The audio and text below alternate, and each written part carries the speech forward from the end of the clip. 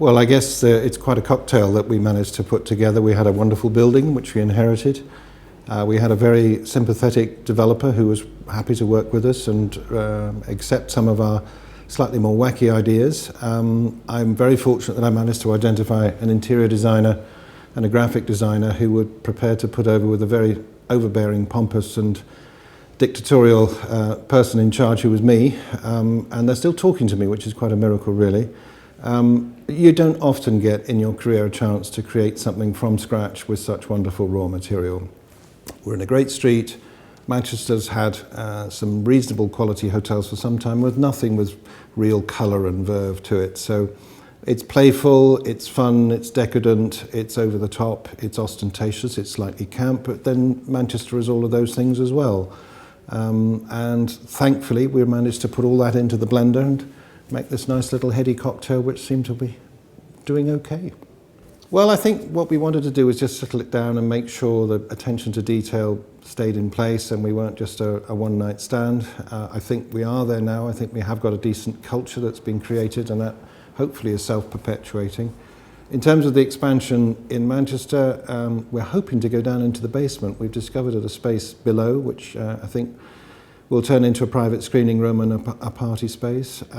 We've spoken to an awful lot of people about rolling Gothams out in other cities.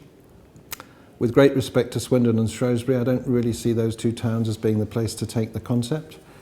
But I do think Amsterdam, Gotham, Glasgow, Gotham, Dublin, Gotham, Madrid, and so on could be quite interesting. So if we can find the right buildings and the right development partners, that's what we're planning to do.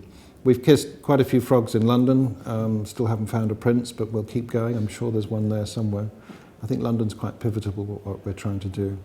But with a fair wind, we might have 5 or 6 of them, and we'll see where the wind takes us at that point.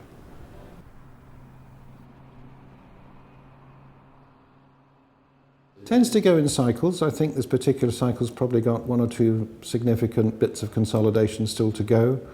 It's quite interesting to see some of the smaller business like 25 Hours being bought by Accor recently.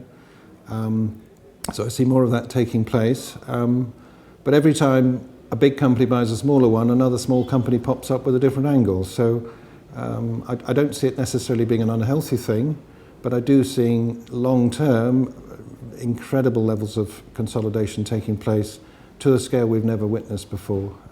So 10, 20 years from now, I think the landscape will be completely different in terms of the strength of the major brands.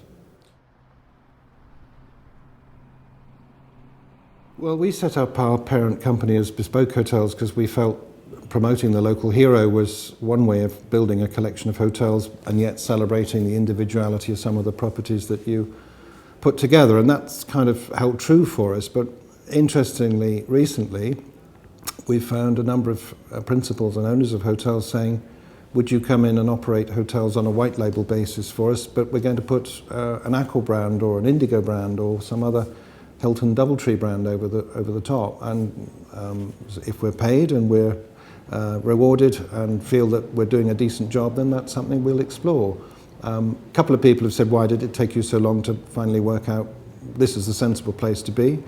And they may well be right, but we've had so much fun celebrating the history of British market towns where hotels have always been known by their local name, that to go completely against that and make everything called Malmaison or everything called Hotel du Vin or everything Marriott, we just felt was not the way to go for us, and it suited us to row in a different direction, I suppose.